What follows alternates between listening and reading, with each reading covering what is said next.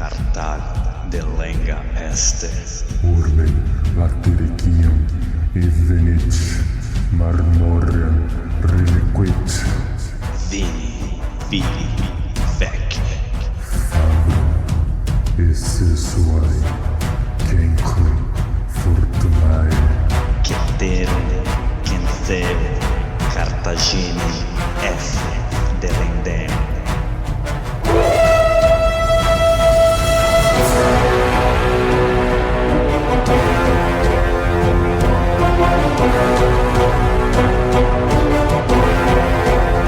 Alô, amigos, alô, galera! Estamos de volta para o 137º episódio do podcast Uma Nua e Crua. Quem vos fala é Bruno Prandi e no backstage ele, o marrento Douglas De Brito. Eu sou o Douglas, você não é o Douglas. E pro nosso mural de recados... Mural de recados. Uma nua e crua.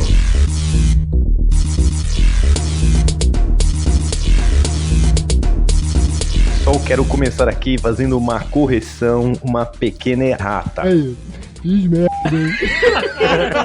No episódio passado, eu disse que Calígula era filho de Druso. Na verdade, ele é neto de Druso, filho de Germânico. Que tristeza. Tá feita a correção. Obrigado aí a Felipe Ferri, o nosso apoiador e que também trouxe essa informação à tona. Desculpa o erro, pessoal. Tá feita a correção. Eu só entendi agora. Bom, mudando aqui o assunto, mas super importante, mudamos a nossa plataforma de apoio do Padrim pro Apoia-se. Então, pessoal, você que já contribuía, por favor, faça essa migração, não nos abandone, não nos desespere, não nos deixe ficar sem você, como diria Daniela Mercury.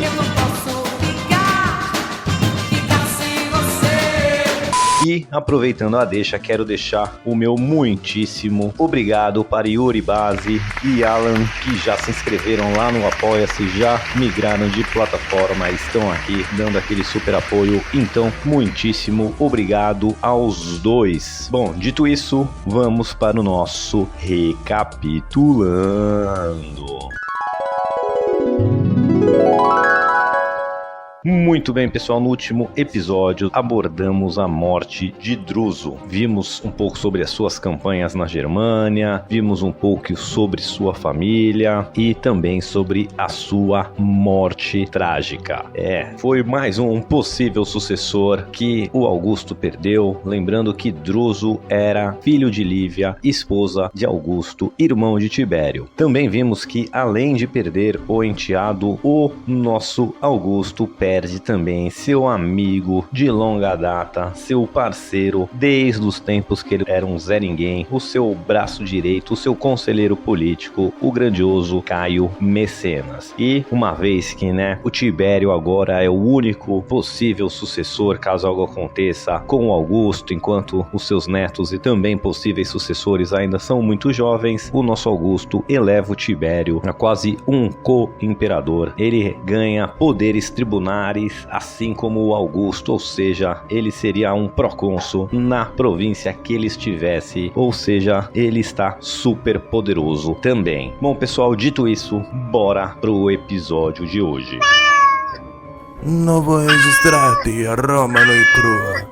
Te farei uma oferta irrecusável. Bom, pessoal, quem vem acompanhando aqui o podcast ou a saga ali do Augusto desde o começo vai lembrar que, o Augusto era um sobrinho neto do Júlio César, mas um cara que nem era nascido em Roma. Ele morava ali numa cidade irrelevante na Grécia e é catapultado para a cena política com a morte de Júlio César, uma vez que o nosso JC deixa a maior parte da herança para o seu sobrinho neto, então desconhecido, um tal de Otávio Otaviano, e no testamento do Júlio César ele também adota póstumamente o Otávio Otaviano, o tornando seu filho e assim passando o seu nome e o seu gravitas político para Augusto. Augusto então, na época ainda não era apenas Otávio Otaviano, já também Júlio César, uma vez adotado, resolve ir para Roma a contragosto da sua mãe, que queria que ele pegasse o dinheiro da herança, mas fugisse de Roma e das tretas de poder que lá aconteciam, já vinham guerras civis atrás de guerras civis desde a época ali do nosso Sula e Mário, então já era ali um caldo político fervendo. Tinham assassinado Júlio César e chega esse moleque de 19 anos em Roma e ele vai lutar 2 guerras civis e sair como o primeiro imperador de Roma. Mas para chegar lá não foi fácil e ele pôde contar com o apoio do seu conselheiro, amigo, né, e general, o grande Marcos Agripa, que já faleceu aqui no nosso podcast alguns episódios atrás. E o seu outro braço direito, o conselheiro político, era o Caio Mecenas, que também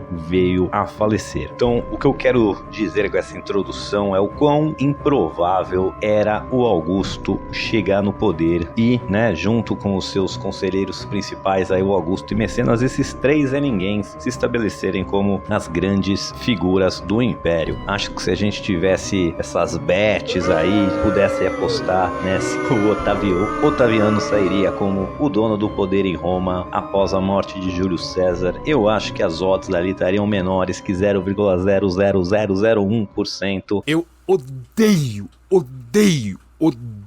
com todas as forças do meu ser todos esses sites de aposta, de cassino online, dessas merda tudo. Isso aí só serve pra viciar trabalhador, tirar a grana de trabalhador. Isso aqui, meu irmão, é criminoso.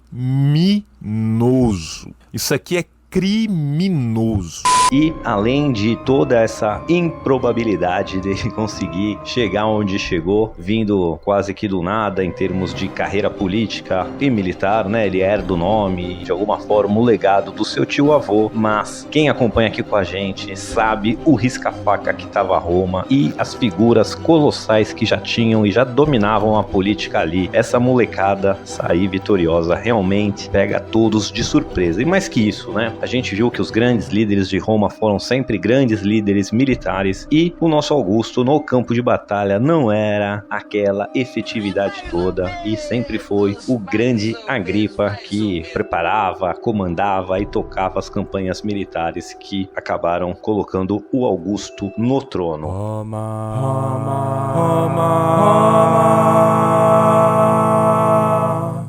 Roma, nua e crua. Além dessa inaptidão militar, ele também era um baita Zé Meningite e vivia ficando doente, e principalmente em campanhas militares, né? 2 vezes ele ficou tão doente que achava que ia realmente bater as botas. E até então, por conquistar o poder com essa fragilidade institucional, vindo quase que do nada, tá sempre ali doente, já 2 vezes ter achado que ia morrer e ter sobrevivido, o nosso Augusto sempre foi muito preocupado com a questão de sucessão. Então, para lembrar, primeiramente, né, assim que ele assume o poder de Roma, assim que ele vira o Augusto, ele já começa a preparar, de certa forma, os seus sucessores, né? Não só preparar no sentido de dar experiência política para eles, dar experiência militar, apresentar eles para o mundo romano, mostrar para o mundo romano que eles seriam possíveis sucessores, já deixar isso bem estabelecido na psique ali, né? Que caso houvesse alguma coisa que acontecesse com Augusto, isso não gerasse novas guerras e novas lutas por poder, que já tivesse ali os seus sucessores prontos para assumir. Então, primeiramente, ele começa preparando o Marcelo, seu sobrinho, filho de Otaviana, sua irmã, com Marco Antônio. Depois, junto, né, também ele prepara o Tibério e o Druso. Os 3 tinham mais ou menos a mesma idade ali, 3 jovens adultos, e eles começam a trajetória política com todo o apoio de Augusto, com o Augusto financiando, com o Augusto sinalizando para a população e para o Senado que queria que eles ocupassem cargos de prestígio e tivessem relevância e poder. Como vimos, o Marcelo é o primeiro a morrer. Acusam aí a mãe do Tibério e do Druso, que ela que vai matando todo mundo para deixar os filhos no poder. Agora, mais uma baixa é o Druso. Então, desses 3 primeiros ali que teriam mais idade suficiente para assumir caso algo acontecesse com Augusto, só sobrou o Tibério. E o Tibério era sempre a última opção. Desses 3, o Augusto deixaria estaria o Tibério de último. Primeiro o Marcelo, que era filho da sua irmã, consanguíneo, não era só um enteado. Depois a gente tinha o Druso, que era muito mais popular, carismático do que o Tibério, e o Tibério como última opção. Vimos que também o Augusto causou, a sua filha com a gripe enquanto ainda estava vivo. Tiveram juntos 5 filhos e 2 deles, o Caio e o Lúcio, são adotados por Augusto como seus filhos. Eles eram seus netos de sangue, mas o Augusto, vendo que novos sucessores podem ali chegar e com seu sangue sendo diretamente ligados a ele, ele adota esses moleques e começa a criar como seus filhos, e cria como seus filhos porque legalmente eram seus filhos também, Então agora temos outros 2 possíveis sucessores, mas eles ainda são muito jovens. Aqui a gente está por volta de 7 a.C., eles estão aí com 13 e 11 anos mais ou menos, então já começando a chegar perto da vida adulta, mas ainda muito inexperiente e completamente incapazes de realmente assumir um império caso algo aconteça com ele. E até por isso, como eu falei no episódio passado, o Tibério é elevado a quase um co-imperador, porque se algo acontecesse, ele já deveria estar preparado para assumir o Império Romano, e o desejo de Augusto é que ele fosse ali um regente até Caio ou Lúcio estarem prontos para tocarem o Império e assumirem o papel principal. Bom, e por que o Tibério era o fim da fila ali na escolha do Augusto, Primeiramente, por não ser diretamente ligado ao Augusto por sangue, ele sempre mostrava preferência para quem tinha alguma relação sanguínea com ele, e depois por não ser um cara carismático, um cara popular com as massas, apesar de ser um bom político e de ser um bom comandante militar. Aí para quem é esperto e tá atento, vai lembrar que o Tibério casou com Júlia, a filha do Augusto, então ele tinha a chance ali de ser diretamente ligado a Augusto, se ele produzisse novos herdeiros, porque novos netos ali pro Augusto, e com o Tibério já mais preparado, já co-imperador, talvez aparecessem novas possibilidades. Mas como a gente já acompanhou aí uns episódios para trás, o casamento entre a Júlia e o Tibério era um casamento muito infeliz. Eles chegam a ter um filho junto que morre na infância, e uma vez que esse filho morre, eles basicamente abandonam qualquer relação conjugal, e de certa forma isso faz também o Tibério não ter essa relação direta com sangue, Até o seu irmão Druso, que a gente viu morrer no episódio passado, de novo era casado com a Antônia, que era sobrinha do Augusto, então tinha uma relação sanguínea, e eles têm filhos juntos. O Druso, como a gente viu, vai ter ali 3 filhos, 2 deles aqui a gente ainda vai falar bastante durante o podcast. Então esses filhos do Druso eram também de certa forma ligados por sangue ao Augusto. O único que fica sem relação sanguínea nenhuma, assim, com seus descendentes ou por outra coisa, vai acabar sendo o Tibério mesmo. Mamma mia! É Bruno! No podcast Roma nua e crua. Bom, pessoal, vocês devem estar se perguntando por que eu estou falando tanto disso. Não sei. Bom, vamos fechar aqui. Estamos no ano 7 a.C.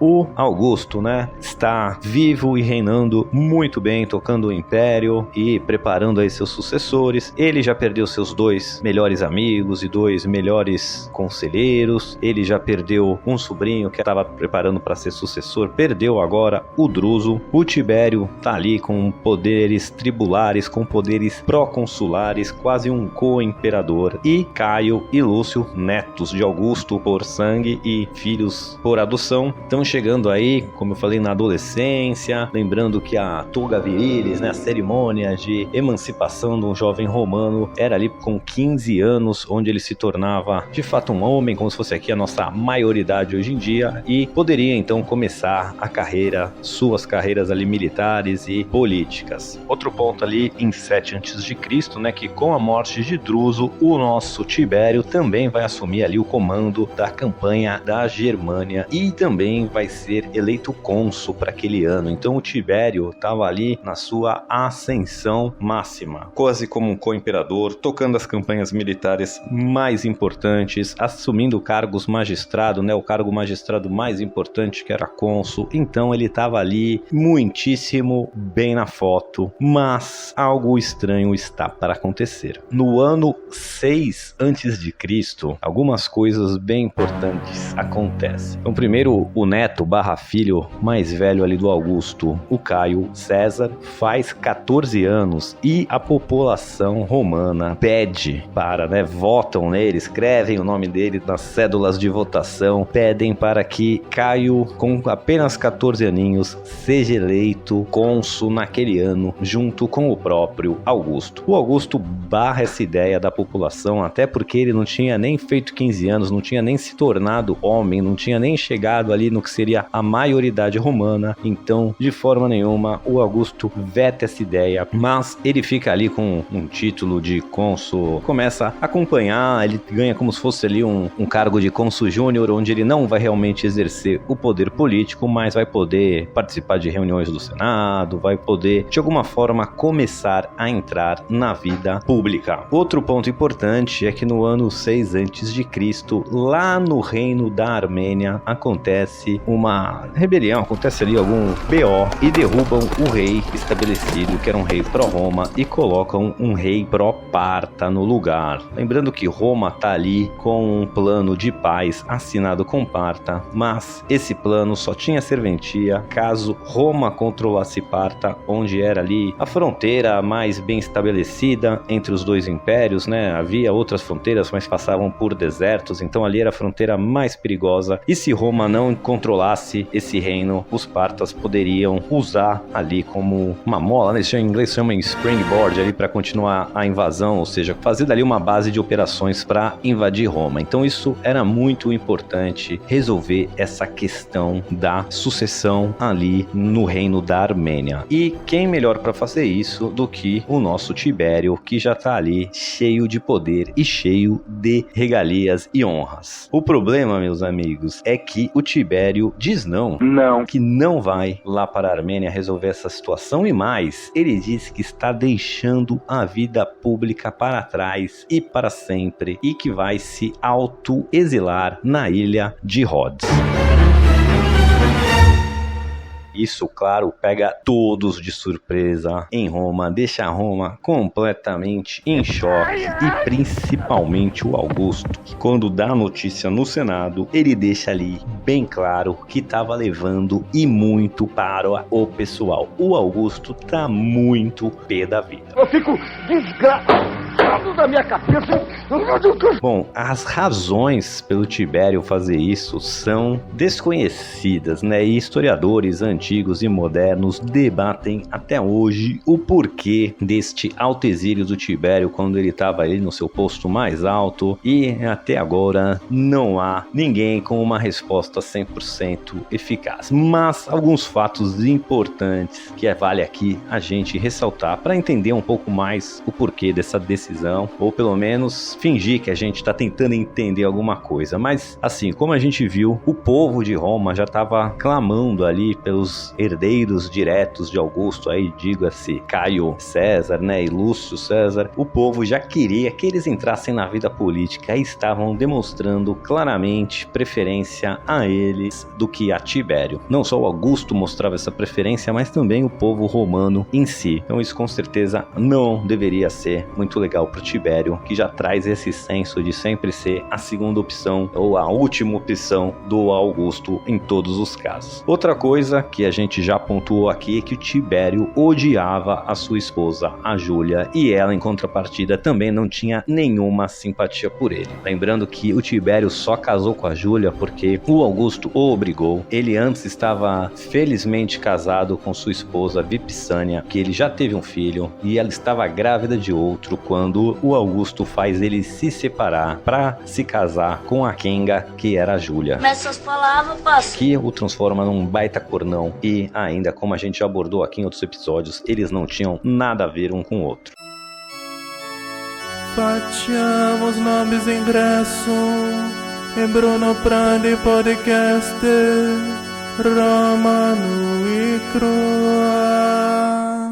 Então, juntando esses temas, o ressentimento de Tibério com Augusto por ser descasado, casado, ser feito como um peão e mesmo assim sempre ser a última opção, a preferência de Roma e de Augusto pelos herdeiros diretos de Augusto e não enteado que chegou ali pela tangente, temos esses pontos para levar em consideração. Aí o que talvez ele tentou fazer com isso, né? O que ele queria realmente de fato, qual era o objetivo dele com esse auto-exílio? Talvez se provar alguém indispensável para tocar no Império Romano, possível, né? Já que... Olha, sou sempre a última opção, fica aí com essa pivetada, quero ver eles te ajudarem a tocar essa porra desse império aí, você vai ver a falta que faz não ter o Tibão aqui contigo. Talvez. Outra, até uma corrente abordada aí por historiadores romanos, dizem que foi um ato altruísta do nosso Tibão. Porque ele vendo que a população queria a ascensão mais rápida de Caio, de Lúcio, ele ali ao lado de Augusto com seus poderes pró-consulares, talvez ofuscasse a ascensão e por isso ele basicamente foi apenas abrir espaço para os seus irmãozinhos, vou dizer assim, poderem ganhar mais protagonismo. Outra possibilidade ele queria, não excludente, né? A gente pode todas juntar essas ou ser uma dessas, mas também a gente entende que ele queria fugir da Júlia e de fato também se vingar um pouquinho do Augusto. Mas, como eu disse, aqui é tudo especulação, ninguém sabe exatamente por quê. Acho que uma única ressalva também legal que vale pra a gente aqui colocar no nosso cálculo por que ele tá tomando essa atitude é, ele renuncia à vida pública, ele renuncia de concorrer e renuncia a todos os cargos magistrados ou cargos eletivos que ele ocupava, mas ele não se desfaz dos poderes tribulares / pró-consulares que ele recebeu. Então deixa, ele não faz nenhuma questão de abrir mão e fica ali com esses poderes garantidos, mesmo entre aspas aqui se exilando da vida pública. Quem é este podcaster? É o Bruno Brandi! Bruno Brandi. Mas, pessoal, vamos refletir mais sobre essa decisão. E Tibão, apesar do seu autoexílio, não vai conseguir fugir da gente. E ele vai acabar sendo o sucessor, o segundo imperador de Roma. Mas tem muita história pela frente, mas por hoje acabamos. Então, ficamos por aqui. Por hoje é só. Fique com a gente e até!